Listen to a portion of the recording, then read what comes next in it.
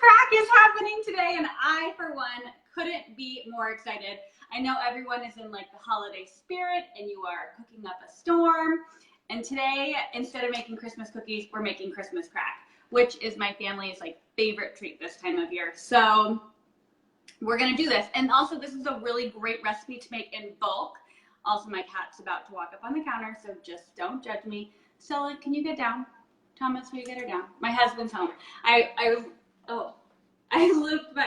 roped my husband into working from home today so he could stay here and help me with any questions that might pop up. So while you guys are tuning in, comment below where you're watching from. If you have any questions, shout them out below, and Thomas will help answer them. And you'll read me, you'll read them for me, right, babe? Yes. Okay, great. So Christmas crack is what we're making. It's like, people call it mix, people call it like whatever. It's a bunch of cereals, white chocolate, M&Ms, and it's incredible. So to start, here, you would think this is like a commercial for General Mills, but it's not.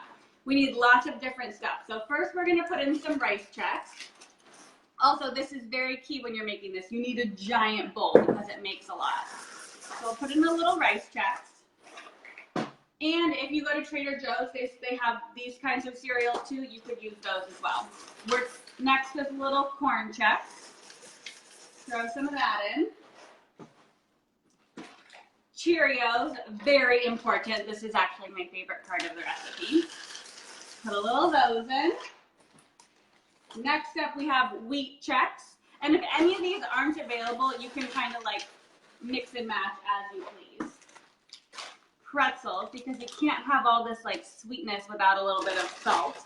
So we'll just throw in like a handful, maybe 2 of pretzels. These are just the pretzel sticks, but you could easily use, you know, the regular shaped pretzels if you want.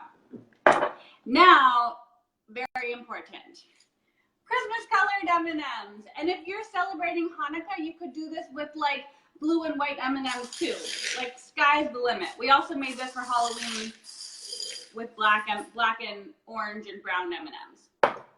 Okay, so everything's in the big bowl. Can you guys see that? Let me just grab a little spatula.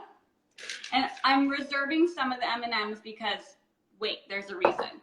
So just take a spatula, give everything a good mix, and then set this aside. And I want to talk to you guys quickly about melting white chocolate because a lot of people, including myself, have issues with it because it's just harder to melt than regular chocolate. When you do this, I do it on a double boiler, which is back here right now. And you can either melt the chocolate just straight, or you can put it in a bowl, a glass bowl, and put a tiny little bit of water in, like maybe 2 to 3 tablespoons, and then stick this over the double boiler. But here's the thing to keep in mind. If you're gonna do that, you have to add water before you put any heat on this. Otherwise, it'll make the chocolate seize up. So look, I'll melt that for myself later. Here's the one I've already done. Am I gonna burn myself? And see, you can see it's like perfectly smooth. Oh, this looks so good. Can you see that? Great. So we're just gonna give this a little mix, and then we're gonna dump it in here. Oh goodness. And if you guys don't like white chocolate, like I know some people aren't into white chocolate, you can do this with dark chocolate, milk chocolate. I've never done it with like butterscotch chips, but you could probably do that also. Or just like chop up regular bars of chocolate. Whatever you want. Sky's kind of the limit with this recipe. All right. How long did the melting take? That's a question? Yes. One of the questions, okay, so the question was how long did it take to melt the chocolate? Probably like 10 minutes on a double boiler over super low heat. And just so you know, watch. There's only like a 1 inch of water in here because the last thing you want to do is have the water touch the bowl. So you just want the bowl to sit, oh my God, that's so heavy. You just want the bowl to sit on top, and then the heat from the water creates the steam, and that's how it starts to melt. So now that the chocolate's in, give it all a mix. Are there other questions, babe? Not yet. Okay. You guys, this is dangerous. Like, it shouldn't be allowed to be in my house. I'm gonna have to go give it to people immediately after it cools. And you just want to make sure every piece of cereal is coated with chocolate, because that's what makes it so delicious. What are you guys making for Santa? Like, are you making cookies? A lot of people have been Snapchatting me the gooey chocolate crinkle cookies from my website, and if you need something, it's kind of a great idea. It's a really good and super easy cookie. Like, it's like basically a brownie and a cookie combined. Can you use something besides white chocolate, milk chocolate, marshmallow fluff, peanut butter? Oh my God, marshmallow fluff. You can definitely use something besides white chocolate. Like I said earlier, dark chocolate, milk chocolate's great. I've never done this with marshmallow fluff, but that's kind of the most genius idea, whoever had that idea. I might have to recipe test that for Valentine's Day or something. Okay. Instead of adding water, could you add coconut oil to the chocolate? Oh, I haven't tried that, but yeah, if you're adding another sort of liquid, I would do the same thing at the beginning. Add it before you put it over heat, otherwise it can seize up. Okay, are there more questions or should I? Keep going. Okay, so see how this is all combined. I'm just going to get a sheet pan. I keep them in my oven because I have way too many things. And then this is just going to go you could put down parchment paper, wax paper, but this is clean, so I'm just putting it right on this. Go ahead and put it on a sheet tray. All of it. And then, oh my gosh, you guys, this makes so much. Spread it out a bit.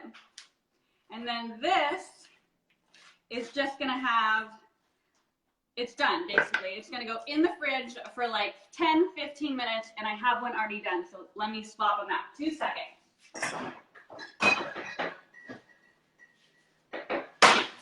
Okay, so here's why we reserve the other M&Ms. So like, if you can see, the M&Ms you can't really see that, but like there's a little bit of white chocolate over them, so they're not like bright and vibrant and really red and green. So I just like to add a little bit more on top, so when I package these up and like bring them to my friends' houses, they're ready to go. Do you have to use regular M&Ms or can you use peanut M&Ms? Okay guys, don't judge me. I don't like peanut M&Ms. They're just like not my thing. So I use regular milk chocolate M&Ms, but you could use any kind of M&Ms you want. Someone actually made them with the coconut M&Ms and the crispy, like the Rice Krispie M&Ms. Genius. Okay, so then once this is done, it's gonna be like a really hard mass. So you just kind of break it up with your hands. Get in there and get messy. And then you can package this up in little cellophane bags. I'm just putting it in zip top bags and literally dropping it off at people's houses tonight. It's not the cutest presentation, but whatever. At least they'll be able to put it in something cute like a bowl or something. And then you have like these little clusters of Christmas crack or Christmas mix or whatever you want to call it. And the perfect bite is when you can get all the cereal. Let's see if I can do this. And an M&M and a pretzel in one perfect bite. Oh my gosh. Is it sticky? It's sticky right now because I didn't let it harden for enough time, but if you left it in the fridge for like 10 or 15 minutes more, it would be totally hard and your fingers wouldn't be getting dirty. But nothing makes me happier than Christmas crack. Oh, I hope you guys make this. Are there any other questions, babe? No. It's a pretty straightforward recipe. If you guys have any questions or you're watching this late, shoot them in the comment section below. I will respond to everyone. If you make it, post pictures and tag me. You can put the picture in the comment section here or just tag me on your Facebook or your Instagram. Send it to me on Snapchat. Can you hear my cat? She's like going crazy in the background. Thanks for tuning in. And then next week, we'll do the, what's it called? Cookbook Club with Ina Garden. So I will see you guys soon. Thanks for watching. Bye.